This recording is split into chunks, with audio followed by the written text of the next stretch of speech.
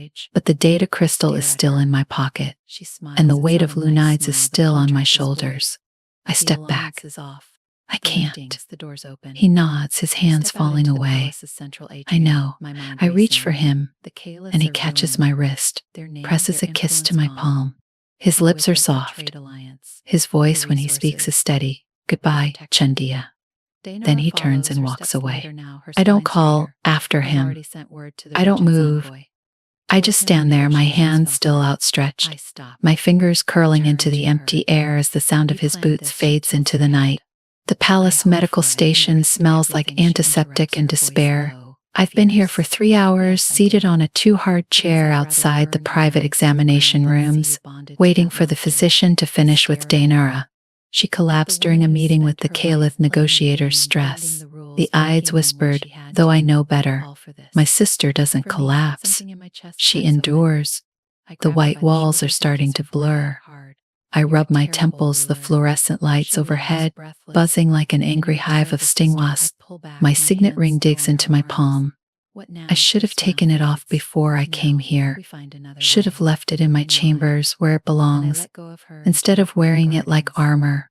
The door hisses open. Dainara steps out, her face pale, her usual immaculate braid coming undone. She looks smaller somehow, frail. It's a look I'm not used to seeing on her, and it sits wrong, like a garment cut for someone else. You're still here, she says. I stand. Where else would I be? She almost smiles, almost.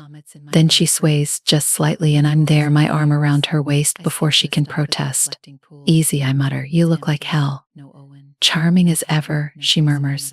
But she leans into me as we walk toward the exit. The corridor is empty, save for a pair of med techs murmuring over a hovering gurney. Their voices drop as we pass. Of course they recognize us. Everyone does. They want to keep you overnight, I say. They can want all they like. Dainara.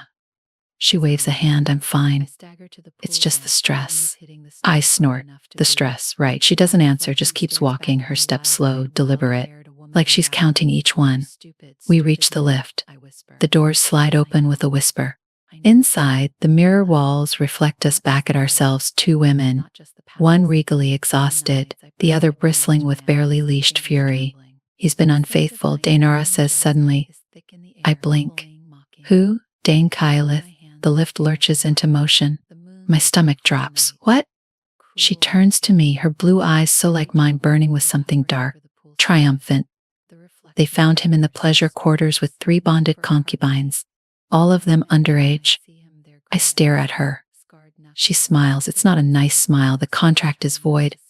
The alliance is off. The liftings, the doors open. I step out into the palace's central atrium, my mind racing. The Caliphs are ruined. Their name, their influence gone. And with it, the trade alliance, the resources, the protection. Dainara follows, her steps lighter now, her spine straighter. I've already sent word to the regent's envoy. Told him the negotiations fell through. I stop. Turn to her. You planned this, she tilts her head. I hoped for it. You risked everything, she interrupts, her voice low, fierce. Yes, I did. Because I'd rather burn Lunides to the ground than see you bonded to that monster. I stare at her. At the woman who's spent her life playing the game, bending the rules, breaking them when she had to. All for this. For me, something in my chest cracks open. I grab her by the shoulders and kiss her forehead hard. You're a terrible ruler. She laughs, breathless. And you're a terrible sister. I pull back, my hands still on her arms. What now? Her smile fades. Now, we find another way. I nod. Then I let go of her and turn toward the gardens. Where are you going? She calls after me. I don't answer. I already know. The palace gardens are empty. I run. I don't remember deciding to. One moment I'm walking, the next my boots are pounding against the stone paths, my breath coming in sharp gasps, my hair whipping behind me like a banner. The Vesper lilies blur past, their glow streaking like comets in my periphery. The wind roars in my ears. I skid to a stop at the reflecting pool. It's empty. No Owen. No hat. No trace of him at all. No, I breathe, my hands clenching into fists. No, no, no, I spin, my gaze raking over the gardens. The moonflower bushes tremble in the breeze. The silver fins dart just beneath the pool's surface, their scales flashing like scattered stars. The twin moons watch, indifferent. He's gone. I stagger to the pool's edge, my knees hitting the stone hard enough to bruise. My reflection stares back at me, wild-eyed, wild-haired, a woman unraveling. You stupid, stupid man, I whisper. Because I know. I know. He left. Not just the gardens. Not just the palace. Lunides, I press my palms to my eyes, my fingers trembling. The scent of night blooming jasmine is thick in the air, cloying, mocking. I lower my hands and stare at the water. The moons are beautiful tonight, cruel in their beauty. I reach out, my fingers hovering over the pool's surface. The reflection wavers, distorts. For a heartbeat, I imagine I see him, their gray eyes, scarred knuckles, the way his mouth quirks when he's trying not to smile. Then the ripple fades, and he's gone. Again, I curl my hand into a fist and press it to my chest, right over the place where my heart is breaking. The garden is silent, the night goes on. And I stay, because what else is there to do? What else is there when the thing you want most in the world is already out of reach?